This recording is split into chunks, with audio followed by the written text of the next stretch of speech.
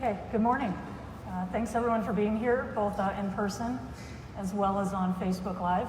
My name is Catherine Gaffigan. I am here at Cambia. I'm the Vice President for Network Management and Provider Partnership Innovation here at Cambia. And I also lead, as the executive sponsor, our Military Community Employee Resource Group, which, with Admiral Tyson here is a great tie. And I'm also a part of our Women's Employee Resource Group as well. So excited to be here and to have the opportunity to moderate this panel. And I'm going to try to do not a lot of talking and let these ladies do the talking, but I do want to give you a sense of who they are to start out. We will be happy to take questions throughout, so we're not going to wait till the end. So if you have a question, just raise your hand. We do want you to use the mic. So there's folks walking around with mics. We're also happy to take questions from Facebook Live. So those can come in, and somebody will probably wave at me and tell me that there's a question coming in. So when we see a good spot to stop, we'll take that question, okay? So I want to introduce first Karen Stupples. So Karen is our representative from the UK. Yep. Dover. Yep, near Dover, little town called Deal, but people tend to know Dover, so that's what I go with. Yes, so welcome. Thank you. Thank you. You started playing at the age of 11. And first you were your dad's caddy. I was, and it's a funny story. I asked for pocket money, and my dad said, you don't get anywhere in life without working for it, so you can either help your mother with the washing up every night, because we didn't have a dishwasher, and I thought, I don't want to become that dishwasher. He said, every night, come on. And so I said, what else have you got? And he said, well, you could come and caddy for me in my Saturday evening game. I'm like, okay, deal. So that was it. I would go and pull his pull cart round, and I was always swishing away with his golf clubs. And he said, looks like you might like to play. I'm like, I'd love to. So he got me in with lessons had a big group junior lesson on a Saturday morning. And for £1, I got taught the basics of golf. I got a can of soda and a candy bar. And so my life was pretty good as an 11-year-old. That sounds good. I'm going to let you talk a little bit about how you got to the LPGA Tour, because that was a bit of you took some risk. A little bit. I came over to America to college, and that was the best thing that I ever did. I was lucky enough to be good at golf and was able to get a scholarship. I went to Arkansas State my freshman year, transferred, went to Florida State after that. But then I had to go back to the UK, and so I worked to try and save money to become a professional, because ultimately I wanted to spend the rest of my time in America. I found that this was my home ultimately, and just from being at college here, and how can I stay? How can I get to America? And the answer was always play professional golf. So I went back to the UK, I did lots of bar work, I did waitressing, I had a job at a cafe. Now basically I had 3 jobs at any time, just to try and save as much money as I possibly could, and trying to play golf at the same time. And one day I was waiting tables for a regular that would come in, and he said to me, why haven't you turned pro yet? I keep seeing you in the newspaper playing well. And I said, I'm just trying to save to do it. He said, everybody deserves a chance. He said, I'll give you the money to try. And he said, write me a budget, come and see me at my office, and we'll see how it goes. So that night I'm grinding away, working out my budget just to see how it would work out. Went to his office, and sure enough, he said, this is great, no problem at all, we'll do this. He said, but I don't want you to have the pressure of doing it the first time out. He said, we'll give you the money for 3 years to try. So I luckily got my tour card the first time and never looked back, and here I am now, a very proud citizen, and get to stay here and raise my son out here. It makes me very proud. There you go. Thank you, Karen. Very cool. And winner of the 2004 British Open. Yep. Wow, impressive. And 1 son. Yep. And you live in Florida. I do. And the one thing I have to just ask you about, because it's really important to me as a sports fan, it's said that you like football, and I want to understand if that is proper football, aka soccer in the United States, or American football? No, it's American football. Really? Yeah, I like football, although I like it a lot less now than I did now that my son has started to play a little bit of it. But I very much enjoyed my time at Florida State, got into the football there, and Did so, you? yeah. But now Logan actually kind of plays more baseball now, so. Fantastic. So secondly, I want to introduce Vice Admiral Nora Tyson, who just retired not quite a year ago after 38 years of active service in the Navy. And Admiral Tyson and I were speaking about the fact that she's a native from Memphis, and I have family in Memphis, and I can hear it in her voice. So you never lose that, no matter how far away you travel, right? Joined the Navy in 1979. You want to tell us about how that happened? So I waited tables too, Karen.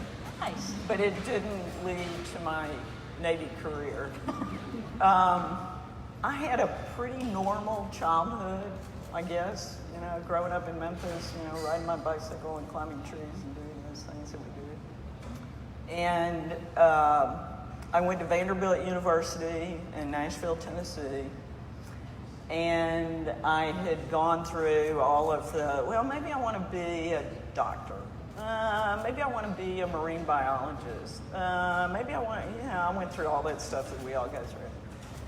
So I was an English major, had taken the law school admissions test, did okay, and graduated, went home to Memphis, and a few weeks later I got a call from the Navy recruiter who said, hey, we got your name and number, why don't you come down here and talk to us? And I just went, huh?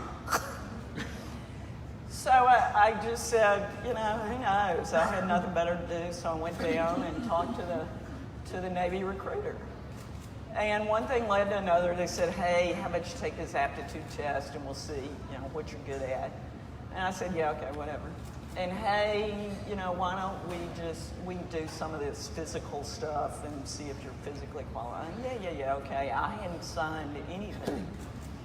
So I went through that, and they said you can go into Intel or cryptology or supply corps, which meant nothing to me at the time. And I said, yeah, you can put me down for whatever you want to, because I ain't signed anything. And then I got a call. They said, hey, you got accepted to officer candidate school. And I said, oh, really? And they said, yeah, aren't you excited? Weren't you waiting for our call? And I said, well, no, not really. And they said, oh, it's an honor. Okay, this is 1979, and I can look around the audience and see not many people in the audience were with us in 1979.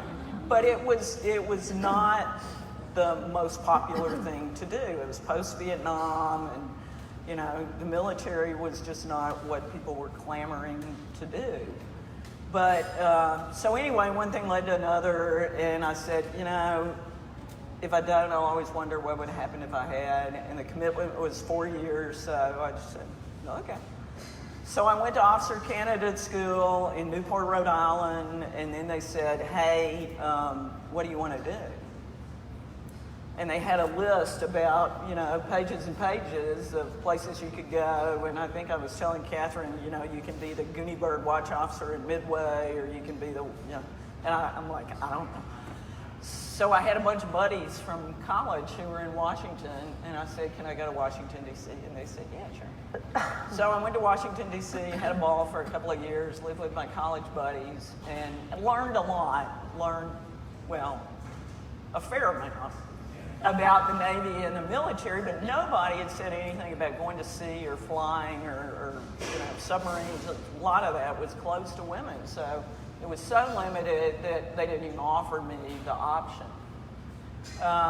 So then I worked for a couple of senior officers who were naval aviators, and they said, you need to apply for flight school or you won't stay in. So one thing led to another, and ultimately I got into naval aviation, and then as the years went on, things opened up for women, laws changed, policies changed, and I got to do things I never dreamed of. So that's kind of a short story, longer than you probably wanted it. No, I just like the fact that this whole thing started with a cold call by some random Navy recruiter that you still can't explain. I still have no idea who started that, but I thank them, whoever they are. Yeah, that's right.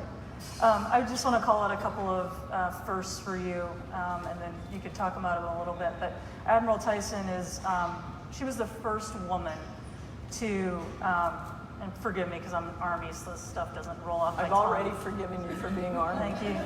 I haven't forgiven you for being Navy, so not yet. But she took control of the George H.W. Bush Carrier Strike Group, first woman to do so. And then also in July of 2015, took command of the Third Fleet forward, and was the first woman to ever command a numbered fleet. You want to talk a little bit about that? Sure. So as I said, things opened up for women at a very opportune time in my career, that I had the opportunity to do the things that you mentioned. So to back up a little bit, after my first flying tour, I went to what we call shore duty, and I know a lot of you folks are familiar with military stuff, so sorry if I bore you. But I went to a job teaching folks that were coming into the squadron that I was flying in. And I got tired of that after a couple of years and said, I want to go fly again. And they said, no, you can't, because the squadrons that you could go to were overmanned. And ultimately, I got to go to a ship. But it was the only ship that female aviators could go to at that time. And it was our training carrier, Lexington, down in Pensacola, Florida. So because I had the opportunity to go do that, when the laws changed, I had the opportunity to do things that women hadn't done before. So because of that, I got to do things that ultimately led to Fleet Command. And as the Third Fleet Commander, I commanded all of the naval forces on the West Coast out to the international date line. So all of those ships, the submarines, the air wings, all that stuff. And it was incredible. It was about 60,000 people. Every day was different.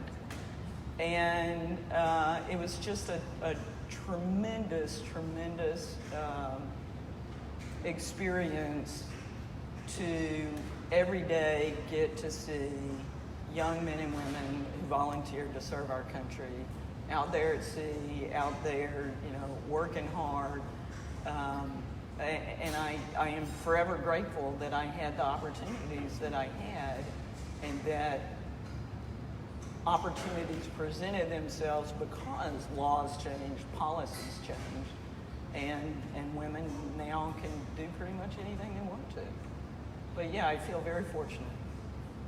Well, thank you for sharing that. I called this out when you and I were talking earlier, but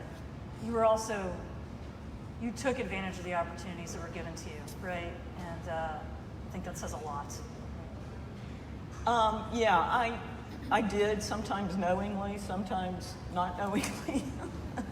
I just fell into things and then things opened up. But I think that's an important message for young people today, is that they've got the opportunity, men, women, whoever, to really do whatever you set your mind to. And you just got to go out there and grab hold and do the best you can do at whatever it is, whether it's being a golfer. And these two can attest to my golfing skills. I'm trying hard, but it ain't ever going to be there like these two. But try to be the best. I try to be my best. I really do, Nancy and Karen. But got a long way to go. But it's all about applying yourself and giving it all you've got to whatever you are doing, whether it's going to school or, being a trash collector or whatever it is, be the best you can be. And then when those opportunities present themselves, there you are. You're standing in line. Pick me. Thank you. And now, Nancy Lopez. Yes. So Nancy, thank you also for being here. Welcome back. So Nancy has been on the LPGA tour for a long time, we'll say. I'm really retired, I don't think, either. Are you officially retired? Never. I don't think I've ever officially retired. They won't let me. Okay. That's a good space to be. That's awesome. So in 1978, you were the greatest. You had the greatest rookie season in golf, and 9 victories. First woman to be named the LPGA Player of the Year as a rookie. And I think you're probably best known for your putting, right? One of the greatest putters of all time. So talk to us a little bit about maybe your early years on the tour, right? So I think you were 21 maybe when all of this happened. Yeah, a little bit younger. A little bit younger? Yeah, okay. Yeah. Yeah, so how did you get to that point? Well, I can kind of go back to when I was playing golf as a young person, and starting at age 8 with my mom and my dad, who played a lot in the afternoons. I kind of tagged along.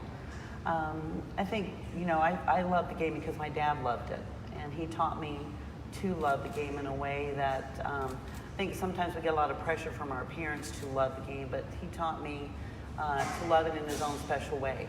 He was always teaching me by playing games with me, and when I would be out on the golf course, I was learning the game and not really realizing that I was.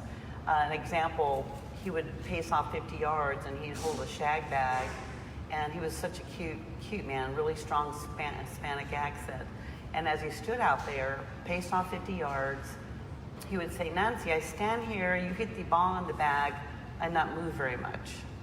So of course, at age 8, 9, 10, I get to hit my dad. It wasn't about hitting the bag, it was about hitting my dad. Not hurting him, but it was a good target. So he's teaching me that 50-yard shot, muscle memory that we've talked about. And now he's teaching me this game, but it's really fun. So as I played this game, I loved it. I wanted to win at a very young age. I played in my first tournament that my dad put me in. It was a Pee Wee event in Alamogordo, New Mexico. I kind of started at the end of age 7, and I'm playing in this little Pee Wee event at age 8. And it was 9 holes for 3 days. And so every day I played 9 holes and against the other little Pee Wees. And I was probably shooting around 75 for 9 holes. And I ended up winning. I ended up winning my 110 shots that Pee Wee event. And it was really, I didn't think I was that good, but it was a lot of fun. I loved the competition. And of course, at that age, you're not afraid of anything. You're just playing and you're meeting other kids and you're having a good time. And then my game grew very quickly. I ended up playing, my dad put me in the New Mexico Women's State Amateur at age 10. I qualified for first flight, and then at age 12, I won a New Mexico State Amateur in New Mexico. Some of the older ladies didn't really like that very much, but I had really developed in my game. I won, I was in the finals on Sunday, and I beat Mary Bryan, who was a TV commentator and LPGA player, 9 and 8. It was 36-hole final, so I ended up beating her by quite a bit. So that's kind of where it started, and then I went to high school, and I played on JV. I could not play on varsity because there was a rule at that time that women were not allowed to play in body contact sports with the guys. And we were trying to figure out how golf was a body contact sport. So a female civil liberties union lawyer called me from Albuquerque, New Mexico, and she said, "Nancy, would you like to play on the boys' golf team?" And I didn't really want to rock the boat at all. I didn't want to step across the line and I didn't want the guys not to like me. But the guys did want me on the team. And so she took it to the Board of Education and said, you know, why can't Nancy play on the boys' golf team? There's not a girls' golf team. She's good enough, and golf's not a body contact sport. So they agreed, so they changed that rule, and I was able to qualify for the boys' high school team. I was 4th on the team. We won the state championship, which was really a lot of fun. Oh, and yeah. so that was, you know, one step in my career. And then before Title IX, my dad wanted me to go to college. He never said term professional. He just wanted me to do that in my time if I ever decide to do that. And at that time, there were no scholarships for women anywhere. I wanted to go to Arizona State, and I did not want my dad to pay for my career in school. I thought, you know, Dad spent a lot of money on my amateur life, which was a lot for him because he owned an auto body repair shop. He was my only teacher. And I said, Dad, you know, I'm not going to go to college. If I can't get a scholarship, you're not paying for me to go to school. He was kind of disappointed because he only went to 3rd grade. So he wanted me to have that education. And at that time, Colgate-Palmolive was a big advocate for women's golf. And I sent an application for that, and I ended up winning a partial scholarship. Tulsa University at that time contacted me and said, we're trying to build a girls' golf team. Will you think about coming to Tulsa? And at that time, I wanted to be an engineer. I had a great engineering school.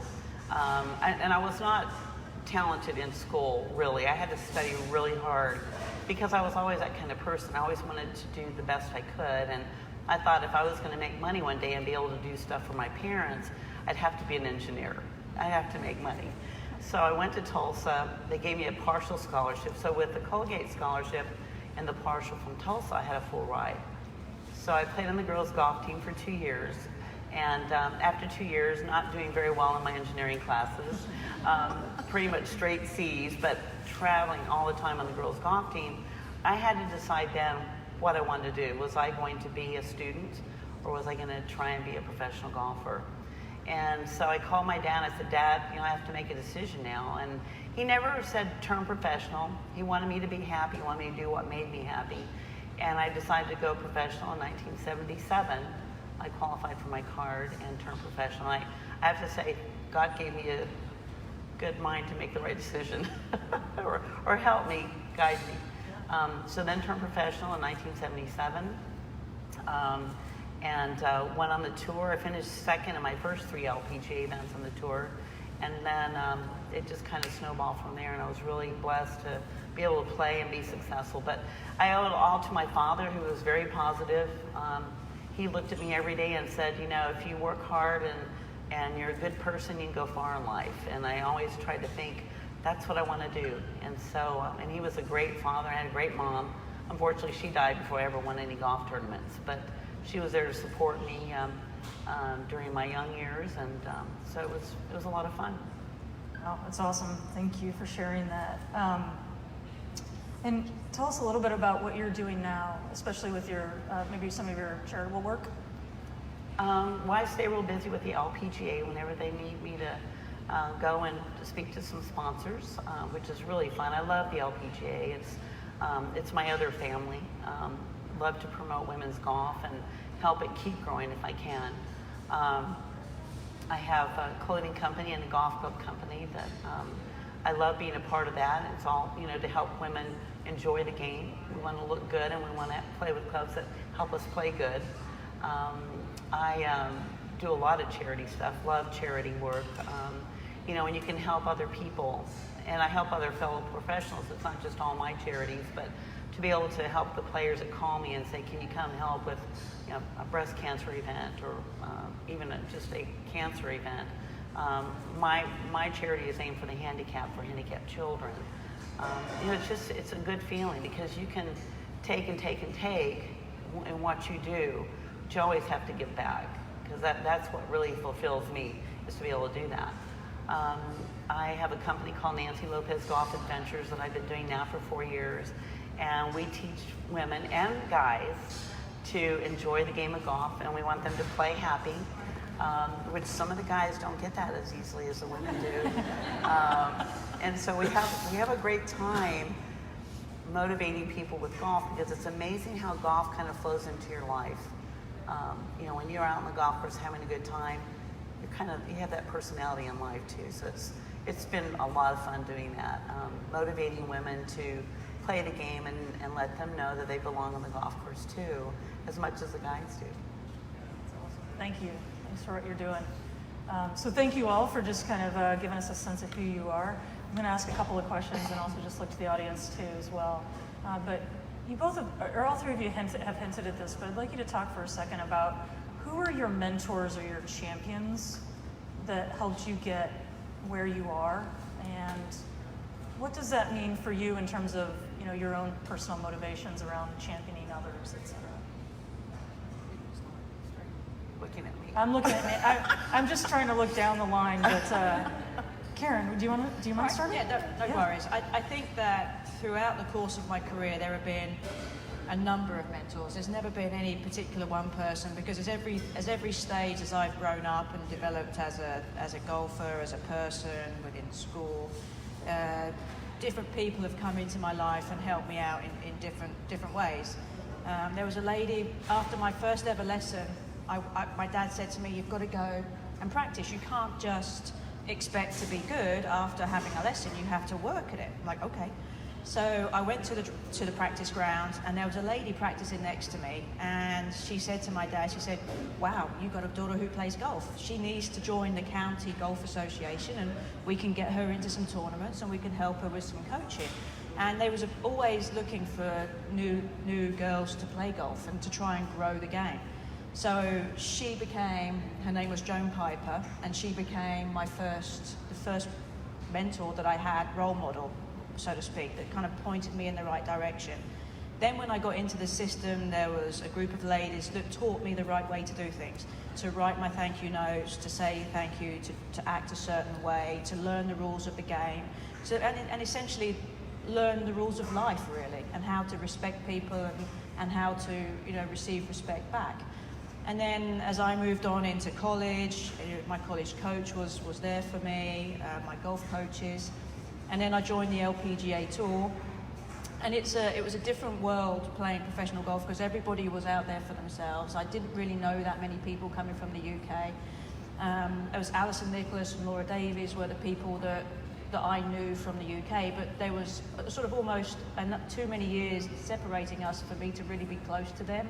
So I developed some other friends. Katrina Matthew, who had played on the tour for a little bit, Janice Moody would kind of point me in the right direction.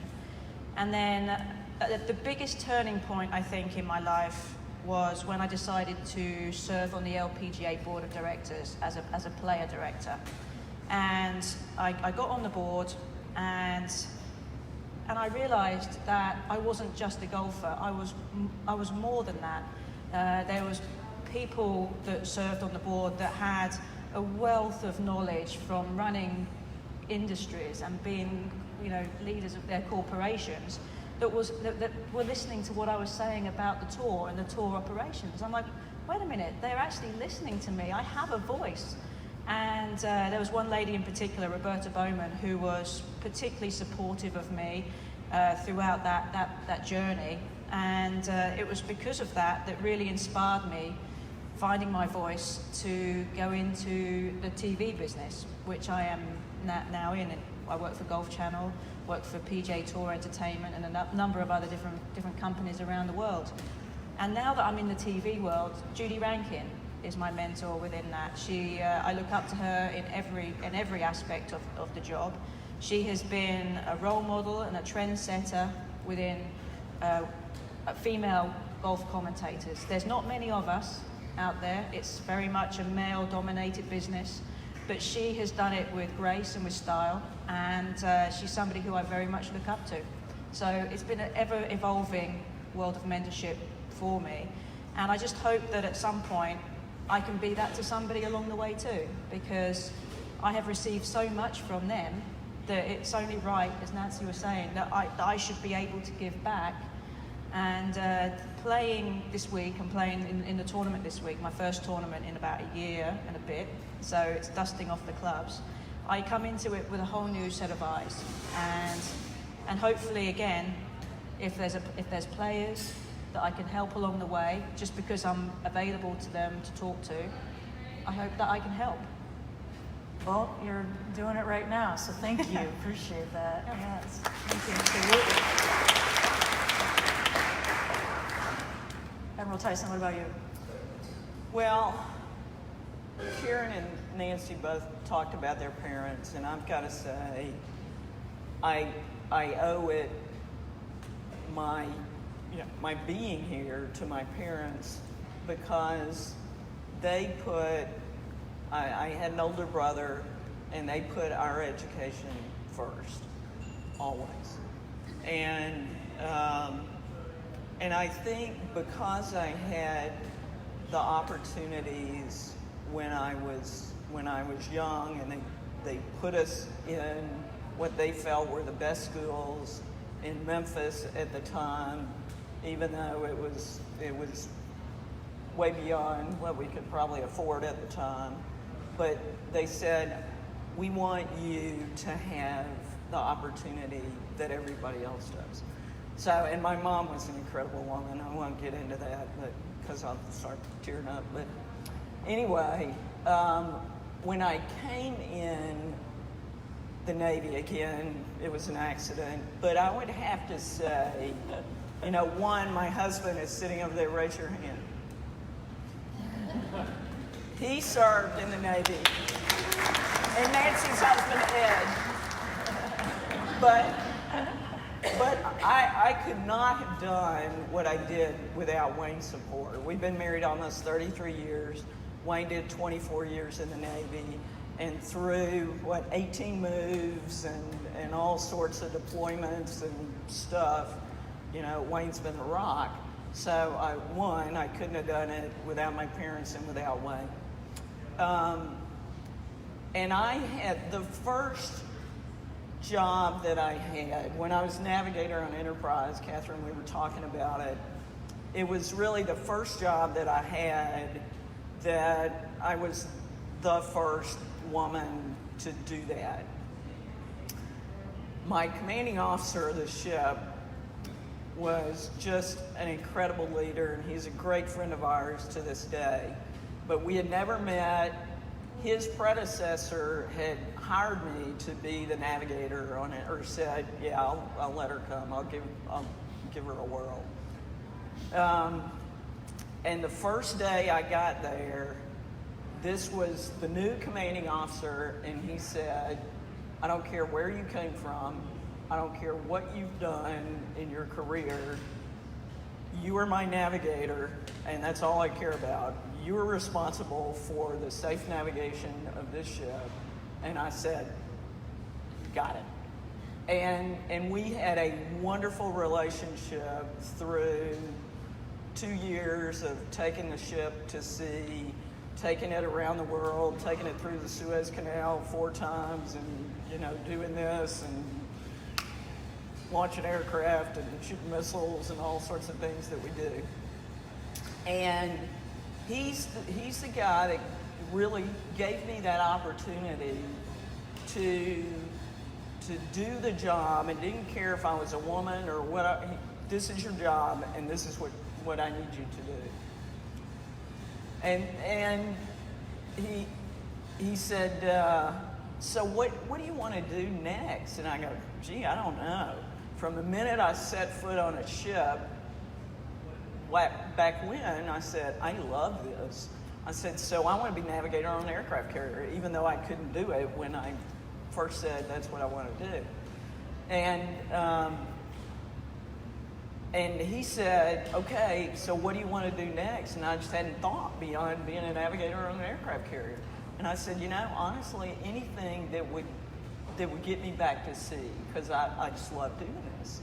And he goes, well, you probably need to go to the Pentagon and go to the Joint Staff and do that staff stuff. And I'm like, ooh, really? I like being at sea. So it turns out that's what I did, and that's what opened up more opportunity for me, because in the military, in any branch of service, if you have not gotten your joint tickets punched, you can't be a general or an admiral. Well, never think in a million years I'd ever be an admiral.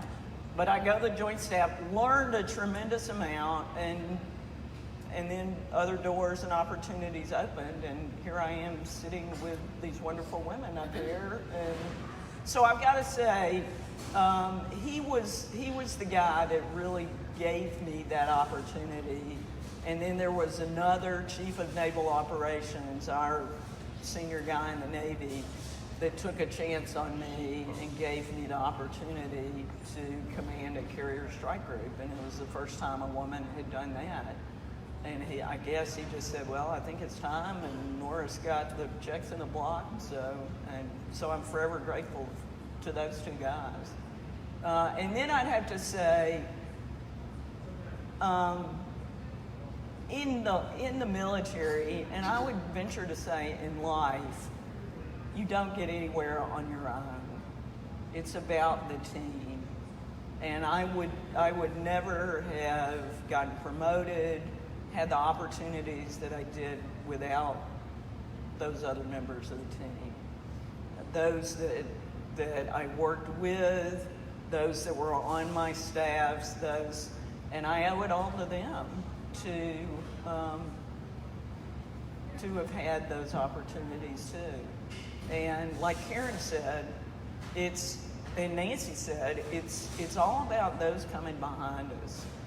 And so as I got more senior in the Navy, I realized it's about making sure that those people coming behind us, and I feel this way about society in general, it's about giving the people coming behind us the tools that they need to succeed, personally, professionally, because they're our future. Whether it's in the Navy, they need to have the tools to grow up and be COs of ships and fleet commanders. And if we're not giving them what they need to succeed in life, then we got no business being here. And I think when you get, Nancy and I know we're the same age, but when you get to our point in life, it's about giving back and making sure those young folks can go out there and grab hold of life and get the most out of it. So, Love it. Thank you.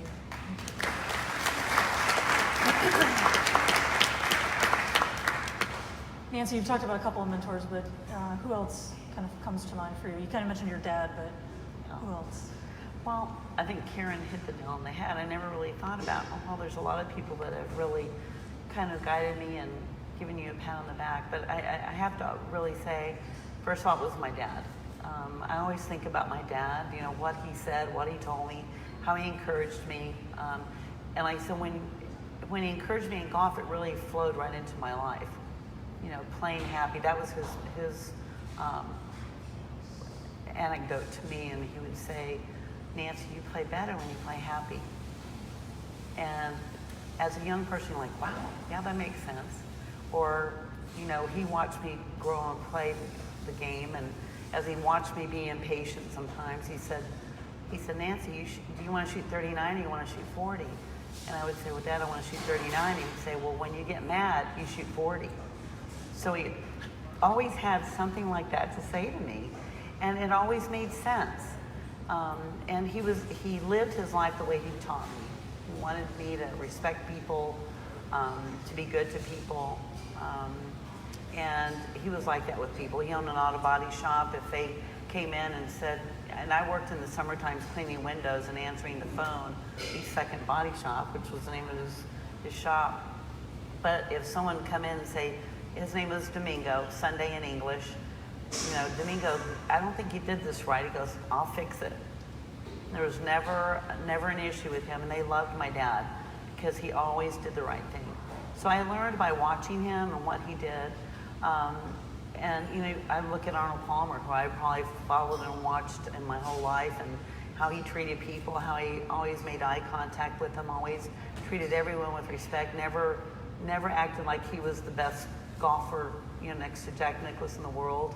He always had a great attitude about stuff, and I think it's so good to always treat people the way you want to be treated. It's so important. I learned that from my dad. I learned it from watching Arnold, and then my favorite on the tour was Joanne Carner.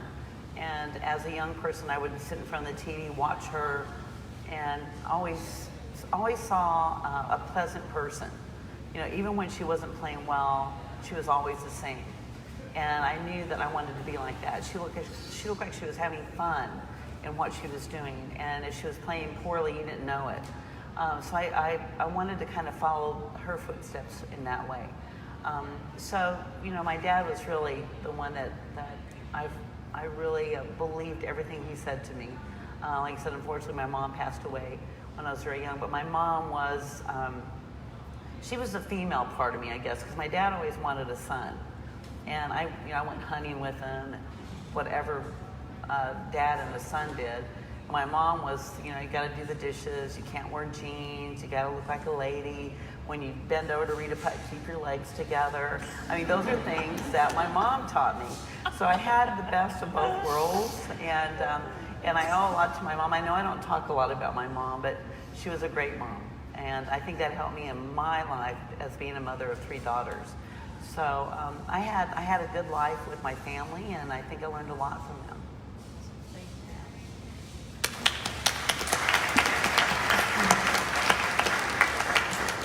So I think we have a couple of questions from the audience. Yeah, we have an online question for Vice Admiral Tyson. How did you see the culture evolve in the Navy from when you joined to when you retired? Is there any advice you have for women hitting glass ceilings and how to break through them? Well, the answer to the first question is yes. The culture changed a lot in many ways. And I think I go back to my first squadron tour. When I got my aviator wings, there was only 6 squadrons that I could go to. Now, every community, every squadron is open to women. And again, if women are qualified physically, mentally, and in some particularly special operations emotionally, then they can do the job. I mean, and we all know that there's men who aren't qualified to do every job either, for whatever reason. But that, culturally, that's the big change. We've got women on submarines now, which was unheard of when I came in the Navy. So, and I think because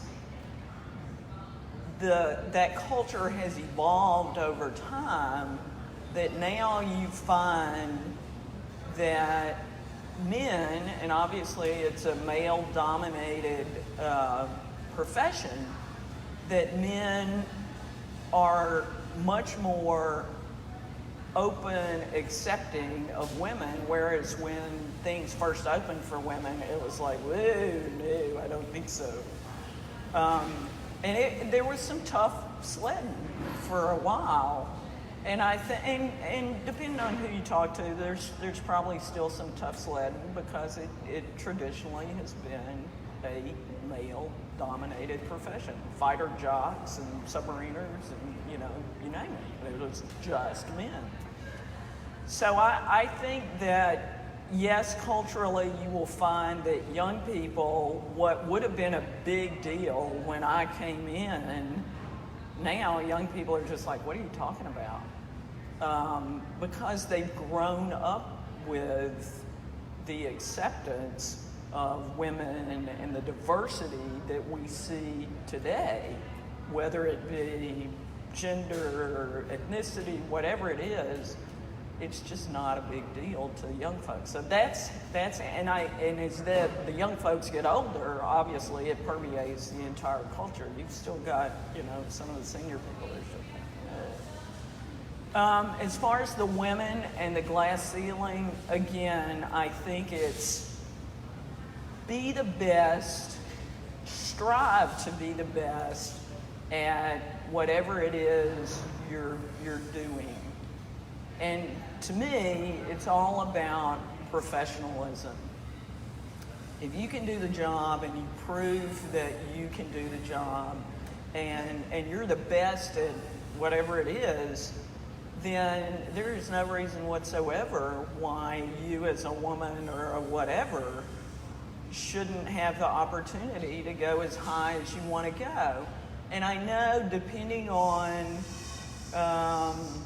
what we're talking about, industry, academia, military, it differs from profession to profession. But I really think that if you're good at what you do and you have proven that you are, then I think those glass ceilings are going to break, and we continue to see that. We've still got challenges. We've still got some breakthroughs to make, but I think it's all about taking advantage of opportunity and doing your best.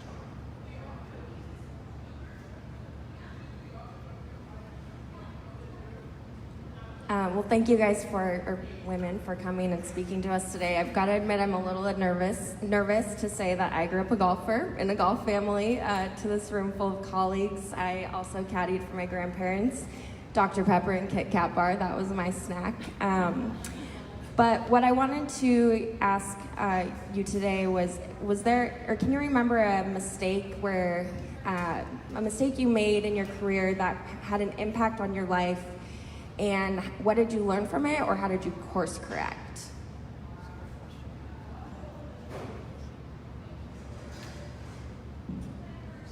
You want to go first? I'm thinking. I'm thinking too. Nancy, you ready? It's a tough one. No, I don't. A mistake I made that impacted my life in golf. Gosh, that's a great question.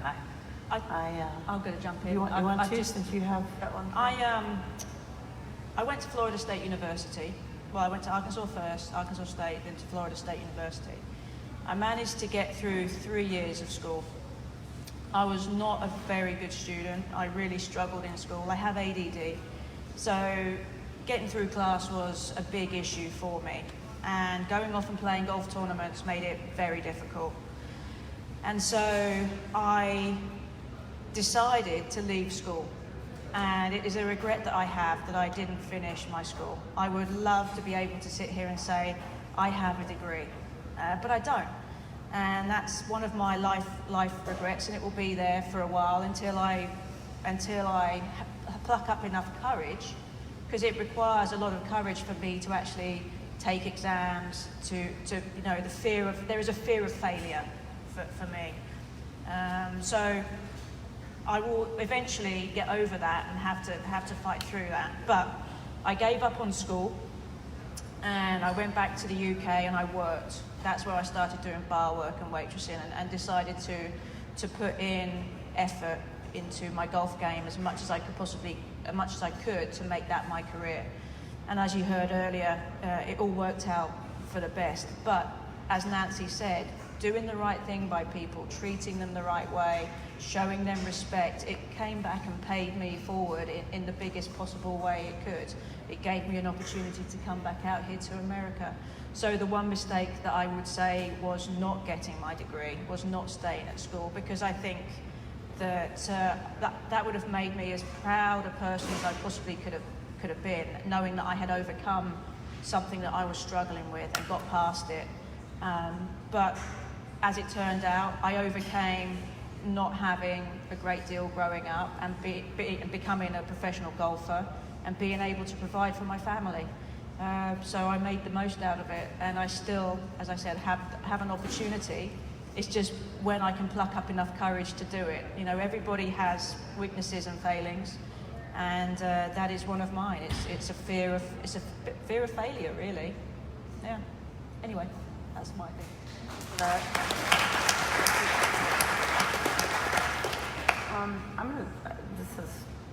I have to say that I don't really feel like I had that happen to me, but I have to say this might fit in with your question.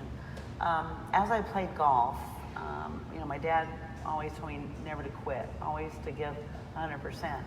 And I remember one time not doing that, and I think I remember what it was. I was playing in New Rochelle at a tournament at Waikagill Country Club, and I was in a little bit of a slump, and I'd worked really hard, and I was getting frustrated because nothing was getting better. that I was struggling by myself. And I got on the 18th hole, and that day was not a good day. And I was angry inside, which, you know, my dad never wanted me to be like that. And I ended up 4-putting the last hole. And as I walked off the green, I was so disappointed in myself that I gave up. It was the first time in my whole career that I felt like I gave up. And look what happened, I 4-putted.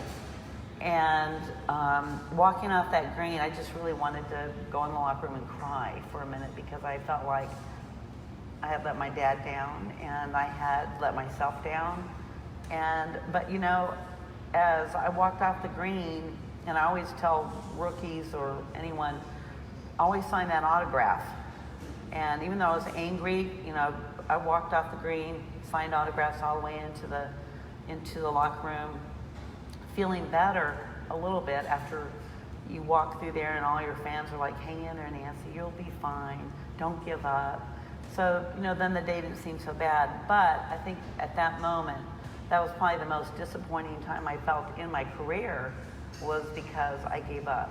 And I didn't want to do that anymore after that. So it definitely probably changed my feeling at that time.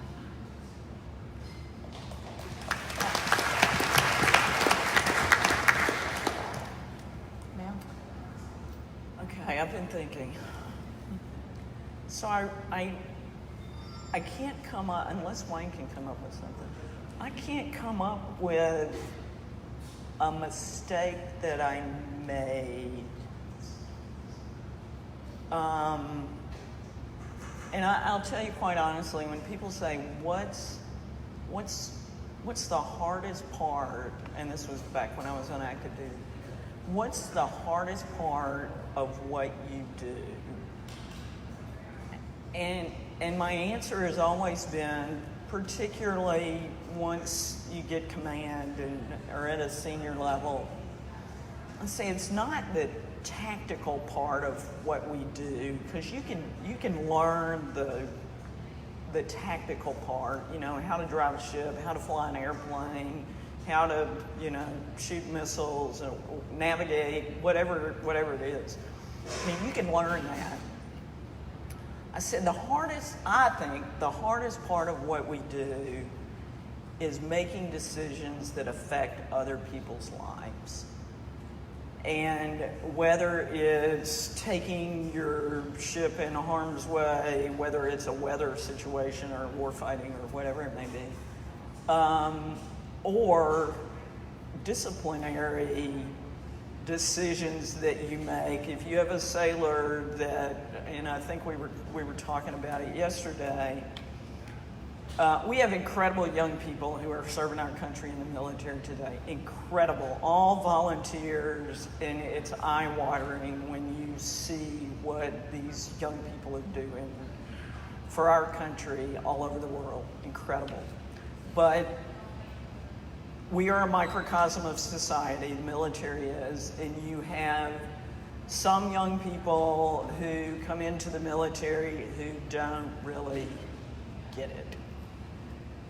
And as a commander, as a commanding officer, you give them every opportunity that you can to be a productive member of the team and do their job and do what's expected of them by their shipmates, by their teammates.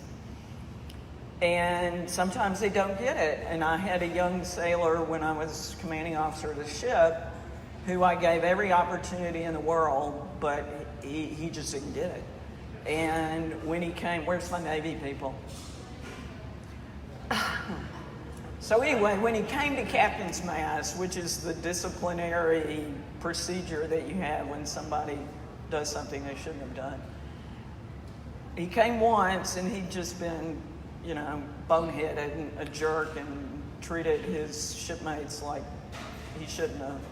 And I said, so, you know, this is what this is all about, and do you understand that? Yeah. Why don't you come in the Navy? To get off the street. Well, okay. So act like you're off the street. So I said, so I'm going to give you another chance, and here's what it's all about, and here's what you need to do. And a couple of weeks later, he's back, because he had not fixed himself. So I said, you know what? what did I tell you? And he repeated verbatim what I had told him. And I said, so what's the problem? And he just didn't get it. And I said, well, I hate to tell you, but you're a burden on your shipmates, and I'm going to have to send you packing out of the Navy. And, you know, that affected his life. But you give him every opportunity that you can to be a productive member of that team and this particular guy worked on the flight deck, and you can't have people who are not doing what their shipmates expect them to do as a member of the team, because you're endangering other people's lives in the mission. So I said, I'm sorry, but you know, you're going to have to go back to the street. So that's kind of, I was very thoughtful and very dedicated when I made decisions that affected other people's lives. And quite honestly, I have no regrets about any of the decisions that I made. My biggest regret right now, and these two girls, women, friends, understand. I tell Wayne, I regret that we started taking golf lessons about 3 weeks ago before we came out here, because my golf game is totally screwed up, as these two women will attest to. So that's my biggest regret right now, is that we started taking golf lessons 3 weeks ago. Thank you. Well, thank you for sharing that. I think what's interesting about all three of you with what you were sharing is you can all remember a very distinct moment, right? And you took something from that, right? Whether it was perseverance, deciding I don't want to feel like that again, taking every situation where you had to do discipline and thinking about that thoughtfully and addressing that. Like, it's interesting that in your careers, right, your long careers, that each of you has almost a moment that you can describe, and I think that says a lot in terms of what you've actually learned from it, so thank you for sharing that. Do you have other questions, or should I take one? Okay, thank you, Martha. Can we talk just for a second about family? How have you guys juggled family and career? You've mentioned a little bit in terms of how they've been supportive of you, but can you talk a little bit about family and career and how you have juggled those? Well, much like Nancy, my parents were fantastic. My mother and father, really hardworking people. My dad directed traffic at the Port of Dover, and my mother pressed blouses in a factory. So they weren't people that you'd expect a golfer to come from. My dad did like to play golf, but he was an artisan member of the golf course, which meant that he would do work on the course and then get to play after a certain time. So my parents, they taught me a lot about life and a lot about the real world. My dad likes to call it the University of Life and the Book of Common Sense. And that's really what my mum and dad have brought to the table. At 19, I had never traveled to America before. They put me on a plane at Heathrow Airport and sent me out to university. I had a golf bag and a suitcase, and that's all I had. And this was in the days when there wasn't any internet. You know, I didn't have a cell phone. All that we had was collect phone calls. And they trusted me that I was making the right decision for my life, and they gave me the wings to go and fly, to pursue a career at university in America, and to see wherever it would take me. So they were truly inspirational in all manner of ways. As I've grown up, I now have a family of my own. I have a son who is 11. I played on tour. Nancy will talk about this too, I'm sure, raising 3 girls of her own. I can honestly say that 1 is easy in comparison to 3, I'm sure. But Logan, my son, he came out the oven moving fast. I mean, there was non-stop going with him. And so he traveled with me on the tour for 5 years. And then when he turned 5, it was time to go to school. And that was the hardest part of my golfing career, was because all of a sudden he wasn't traveling with me. He wasn't with me anymore. He was in school. And the hardest part of that was going home and knowing that I still had to spend time on the golf course. I still had to work at my golf game in order to go and travel. So my 10 hours of on the golf course practice at home killed me, because it was the only time I was able to spend with him. And that really was, I would say, the kiss of death for my playing career, because it didn't mean anything to me anymore playing golf. It meant more that I wanted to be a mother and that I wanted to give him every opportunity that I could. He deserved it. You know, I'm messing with his life now, and I shouldn't be that person. I want to be as good a mother as I possibly can to him. So I decided that I should look for something else, and that's when TV kind of made an appearance in my life. And the good news about doing TV, yes, I still travel. I still travel probably anywhere between 22 and 25 weeks of the year. Logan, my son, can come to a number of those events during the school holidays. But when I'm at home, I am a full-on, full-time, all-in mum to him.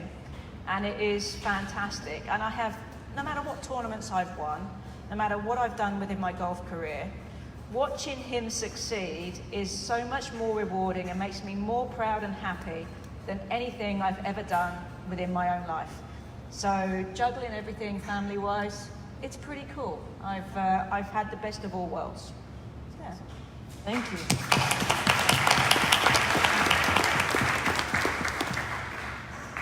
Stop it. Nancy, stop Nancy. it. Oh, wow. Do you have a tissue?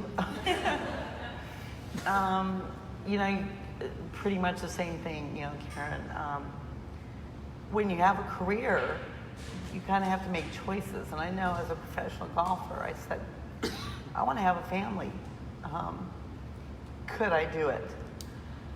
Knowing I love to play golf and I wanted to win, could I stop and have children, have a family? I was married for 28 years with the gentleman I had my children with. And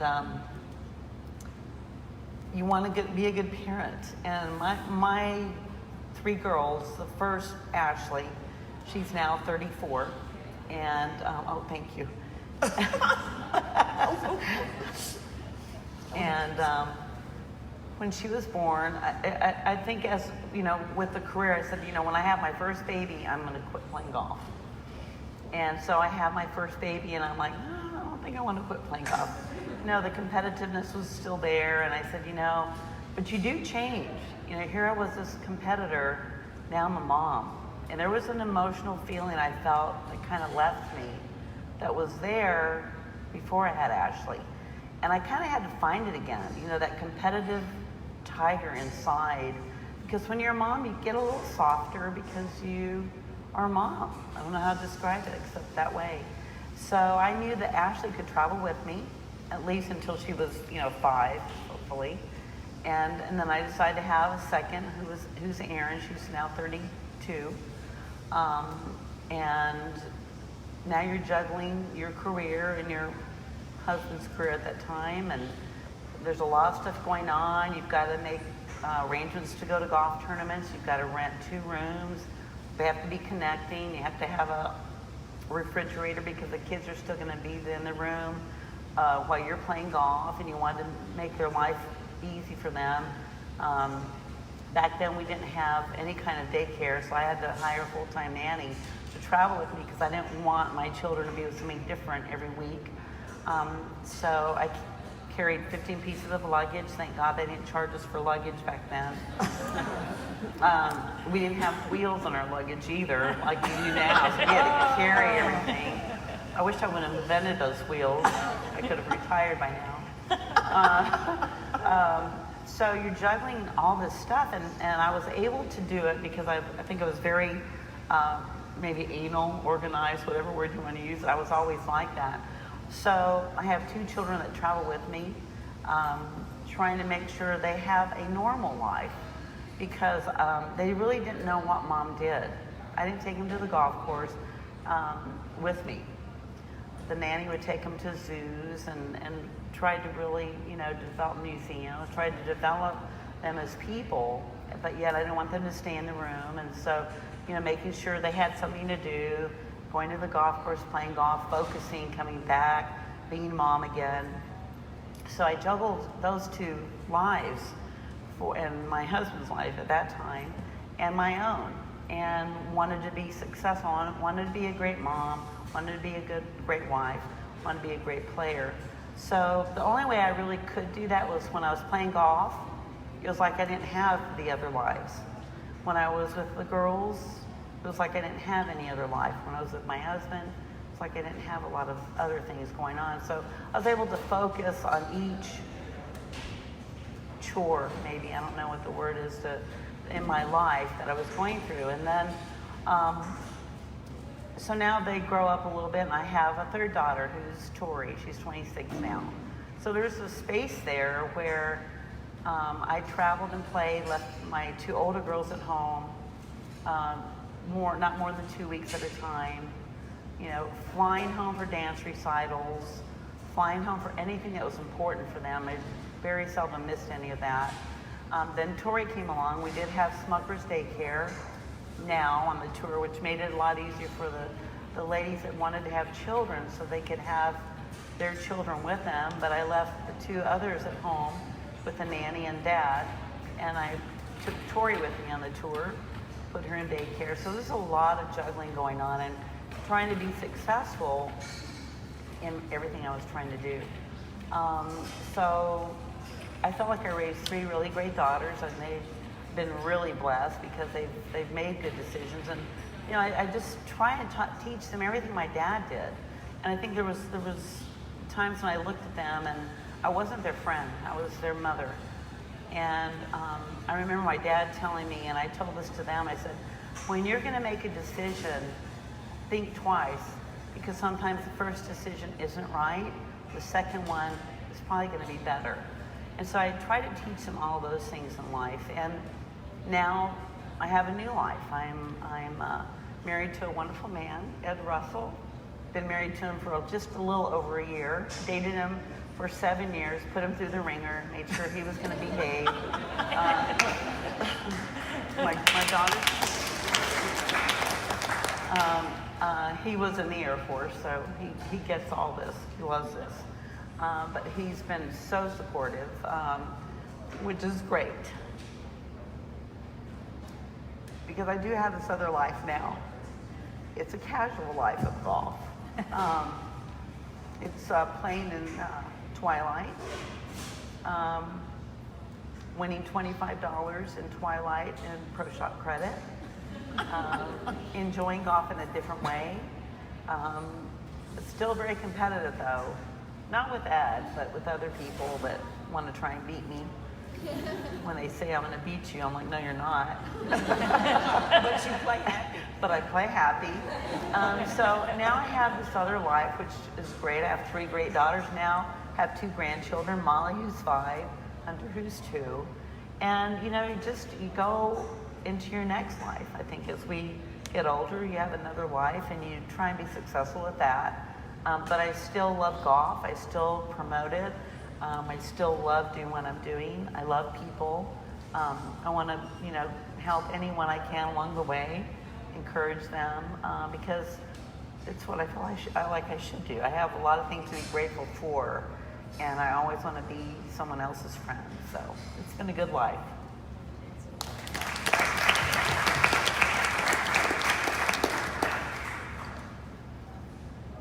I don't have any children of my own. I have a wonderful stepdaughter and 10-year-old twin grandsons. But the military, the Navy, and I would say the military period, not any different from what Karen, well, a little bit different. Okay. But you know, you're gone a lot. Your life is somewhat unpredictable. I think it's gotten better in the military as far as being family friendly. When I came in the Navy, it was the Navy didn't issue you a family. That's kind of your problem. It was frowned upon for you to stay in one place. For instance, in the Navy, fleet concentration areas, which are Norfolk and San Diego, you needed to go East Coast, West Coast, you need to go overseas. I think we figured out that, hey, we're losing people because where we're forcing them to move and taking spouses away from professional careers, pulling kids out of school. I mean, there's kids in the military that have, by the time they get to be a senior in high school, they've been to 10 different schools.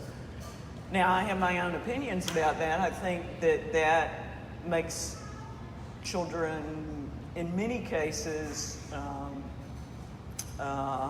more adaptable. They're more, culturally aware because they've lived around the country, around the world, But Wayne and I made the decision way back when that we weren't going to go down that road.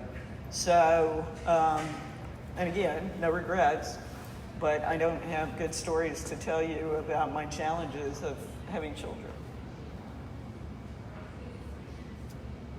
But it's not just about kids, right? It's about family and... No, it absolutely is. And I said, without, and for those of you, and I know what you guys are doing here at Cambia, and I have gotten to know the community here at Cambia and Portland somewhat over the past 3 years because when I was the 3rd Fleet Commander, we ran the Fleet Weeks in Portland, Seattle, Los Angeles, San Francisco, and San Diego.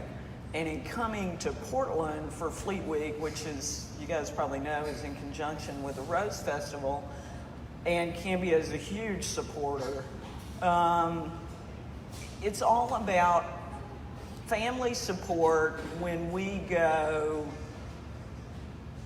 around the world, when we go on deployment, not knowing when we're going to come home, not knowing, what situation we're going to find ourselves in, knowing that our families are being looked after by the community, by folks like Cambia who have organizations like you do.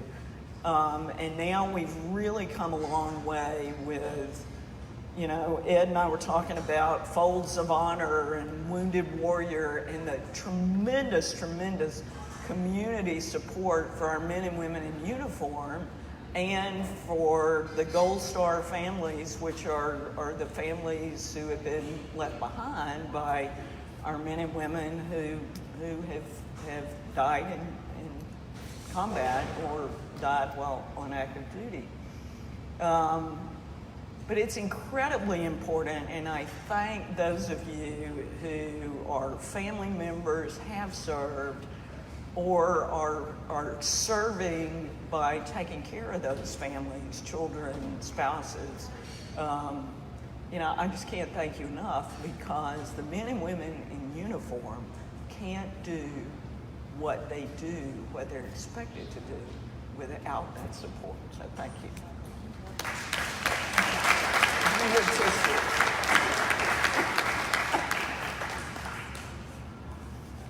Thank you for being here today. So you all are leaders in your fields. I'm curious to know, what does leadership mean to you? And what are the qualities of a good leader in your eyes? I don't know if I would necessarily regard myself as a leader. I do feel that I have a very prominent position now talking about golf and within the golf industry. I feel that my responsibility in that department is to have qualities that I would admire in other people. I think there needs to be compassion. I think that respect is a big part of doing what I do. I need to have a lot of respect for the players. I need to have a lot of respect for the families that are around, for the tour itself, for the golf industry in general, and for other people that do the same job as I do. And I think that you have to set an example for other people in that department too. I want to be in a position where girls, women playing golf, where no matter how good they are, they feel like they could potentially work within the industry itself.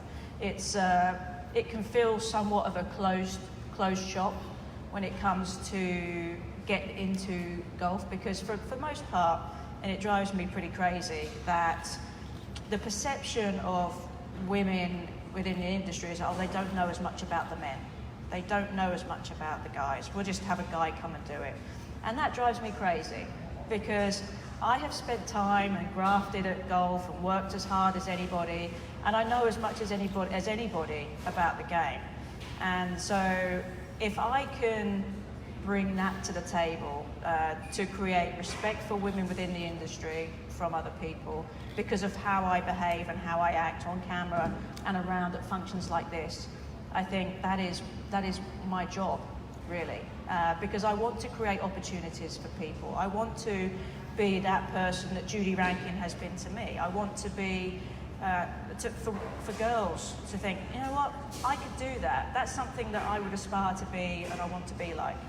So ultimately, if I can hold myself to those standards, that's what I would regard as my small little piece of the leadership puzzle, because quite frankly, sitting here next to Nora is pretty small fry, because this is the epitome of leadership right here. So, none. Thank you, Karen. You want me to go? I agree wholeheartedly with Karen.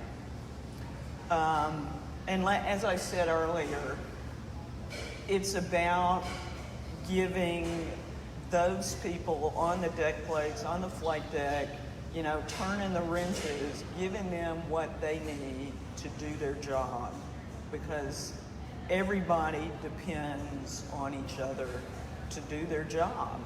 And to make sure that, if you've got a jet turning around on the flight deck, somebody's looking out to make sure that somebody's not standing behind that jet and is going to get blown over the side of the ship, never to be found again. And it's just looking out for each other. So as a leader, it's giving the team what they need to do the job. It's also about communicating and giving the team the vision, the mission. Here's what we're doing, and here's why. Because it's about something bigger than ourselves. And here's what we're doing. Here's the tasking that we've been given today, because it can change in a minute.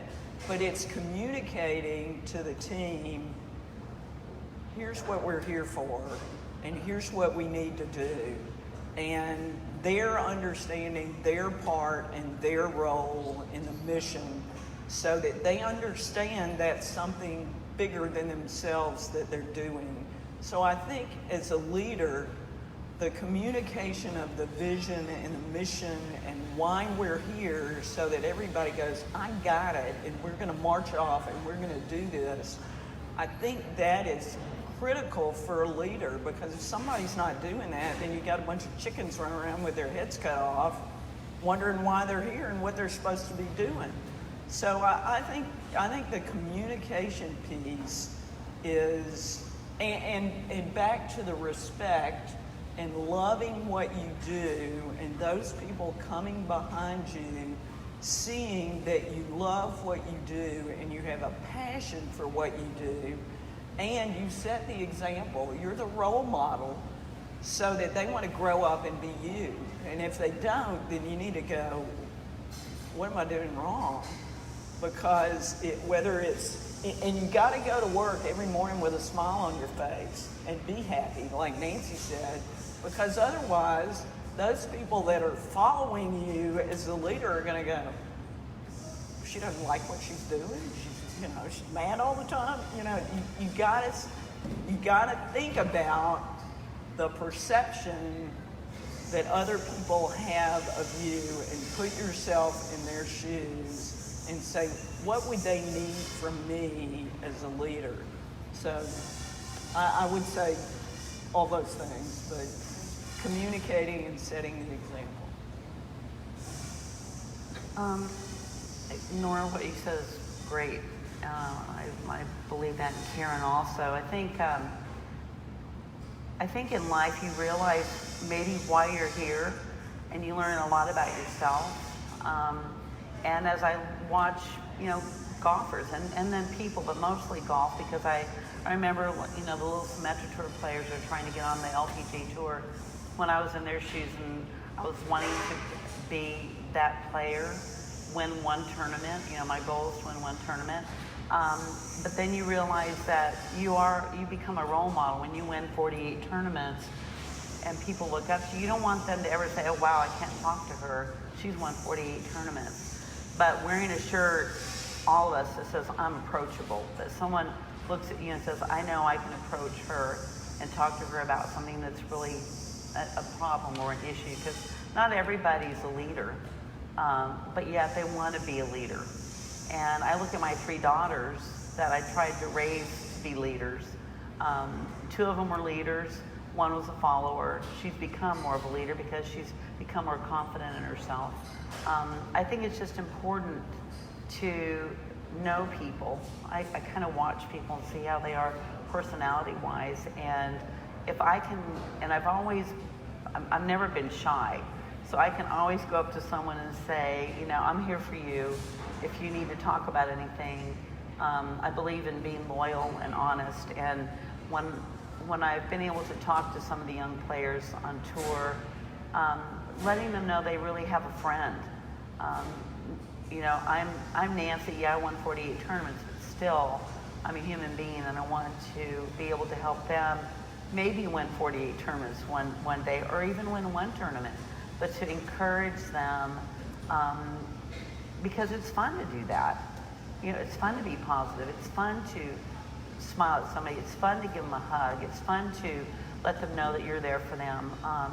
And to me, that's what leadership's about, is knowing that you can give that to someone as a friend and let them come to you looking for good advice. And so, like I said, I've always wanted to have that shirt on that says I'm approachable. I always like to make eye contact with people. I think, it was many years ago, I looked at myself, I said, what does God really want me to do on this earth? Why did he really put me here? And I tried to figure it out, and I said, I'm an entertainer. I think you learn from when people walk up to you. And you remember stories. I had this one son and mother that came up to me at a golf tournament, and it made me realize a lot of things at that moment. But I was walking out of the pro shop and going to the first tee, and the son stopped me. He said, Miss Lopez, can you please meet my mom? And I said, sure. And she was standing right there, and I could tell she could not see very well. And maybe she couldn't see at all, maybe she could see shadows, but he said, I want you to meet my mom. And she looked at me with the blind eyes. I knew she couldn't see me. And she looked at me and she said, Nancy, she says, I don't see very well, she says, but, and this before she told me that, I realized she couldn't. She says, I just love you. And she said, I can't see you hit the ball, but I came to hear you hit the ball. And oh my gosh, at that moment I realized that's why I'm here. So you find yourself in your life and in your career, and to be a good role model and to help people, I think that's what leadership's all about. Thank you.